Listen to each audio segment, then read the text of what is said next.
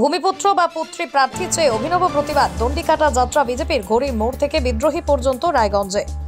এদিন বৃহস্পতিবার বেলা 12টায় রায়গঞ্জ রাজপথে ঘড়ির মোড় রবীন্দ্র মুক্তির পাদদেশে বিদ্রোহী মোড় গান্ধী মূর্তির পাদদেশ পর্যন্ত দণ্ডিকাটা যাত্রা কর্মসূচি বিক্ষুব্ধ বিজেপি নেতৃত্বরা। এই বিষয়ে জেলার বিজেপি নেতৃত্বের দাবি 5 নম্বর লোকসভা কেন্দ্রের বহিরাগত প্রার্থী হওয়ায় তার দলীয় বিভিন্ন কাজে সঠিকভাবে পরিষেবা থেকে বঞ্চিত। এছাড়াও একাধিক দাবিতেই তারা প্রতিবাদে সরব হয়েছেন। তাই এবার তারা লোকসভা নির্বাচনে জেলার ভূমিপুত্র বা পুত্রী প্রার্থী চেয়ে দণ্ডি কাটার মাধ্যমে রাজ্য স্তরের লক্ষ্যে প্রতিবাদ জানিয়েছেন।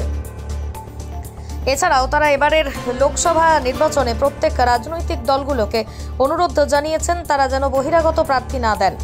আজকের এই অভিনব প্রতিবাদ কর্মসূচিতে উপস্থিত ছিলেন প্রাক্তন জেলা সভাপতি বিশ্বজিৎ লাহিড়ী, রাজ্য মহিলা মোর্চার সদস্য ষষ্ঠী জয়সওয়াল, জেলা প্রাক্তন মহিলা মোর্চার জিএস সহ সভাপতি বীণা ঝা, উত্তরবঙ্গ উন্নয়ন সমিতি জেলা সভাপতি নিমায় সিং, এছাড়াও বিজেপির অন্যান্য নেতৃত্বরা।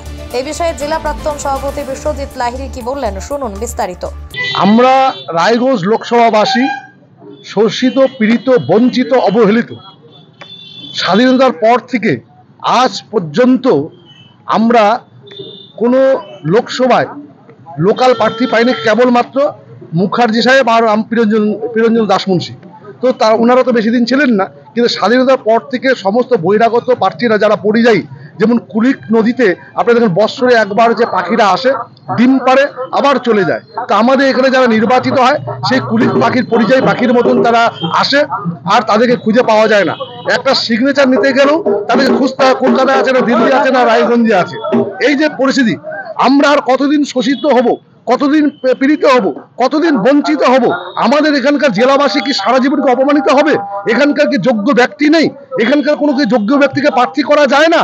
তাই আমরা সমস্ত রাজনৈতিক দলের কাছে আবেদন রাখছি যে আপনারা যখন আপনাদের লোকসভার প্রার্থী নির্বাচন করবেন, এখানকার লোকাল ভূমিপুত্রকে আপনারা প্রার্থী নির্বাচন করবেন। আর সেই দাবি নিয়ে আমরা যে দণ্ডি যাত্রা করছি, আপনারা জানেন আমাদের এখানে এইমস হসপিটাল হওয়ার কথা ছিল, কিন্তু সেটাকে কল্যাণী নিয়ে চলে যাওয়া হলো চক্রান্ত করে।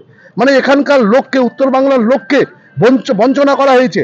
এখানে ফ্লাইং ওভার হওয়ার কথা ছিল, আন্ডার পাসিংয়ের কথা ছিল, যানজটের সমস্যা, এখানে দিনের সমস্যা।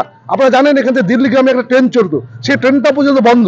এখানে লোক চিকিৎসা করতে দক্ষিণ ভারতে যাবে, জমি জমা বিক্রি করতে হচ্ছে, বাড়ি ঘর বিক্রি করতে হচ্ছে, তার চিকিৎসা করতে যাচ্ছে, তার আমাদের স্বাস্থ্য পরিষেবা ভালো নেই এবং তার ট্রেনেরও কোনো ব্যবস্থা নেই, যাতায়াত ব্যবস্থা। তাই আমরা চাই এখানে ডবল রেল লাইন করা হোক, এখানে হচ্ছে দিল্লিগামী ট্রেনকে চালু করা হোক, এখানে দক্ষিণ ভারতের ট্রেনকে চালু করা হোক, ফ্লাইং ওভার যে করার কথা ছিল সেটা করা হোক। এ বিষয়ে জেলা প্রাক্তন মহিলা মোর্চার জিএস সহ সভাপতি বীণা ঝা কি বললেন বিস্তারিত শুনুন। আজকে বিজেপি করি বলে সমাজে যে অন্যায়টা হচ্ছে, আজকে উত্তর দিনাজপুর জেলার সঙ্গে যে অন্যায় হচ্ছে, সেই অন্যায়ের বিরুদ্ধে প্রতিবাদ করতে নেমেছি। আজকে যদি নিজের ভালোটা না বুঝি, উত্তর দিনাজপুর জেলার ভালোটা না বুঝি, তাহলে আমি বাইরের ভালোটা কি করে বুঝবো বলুন তো ভাই? সেই জন্য আমি রাস্তায় নেমেছি। রায়গঞ্জ থেকে প্রণব কুমার দেবনাথের রিপোর্ট, পশ্চিমবঙ্গ সংবাদ।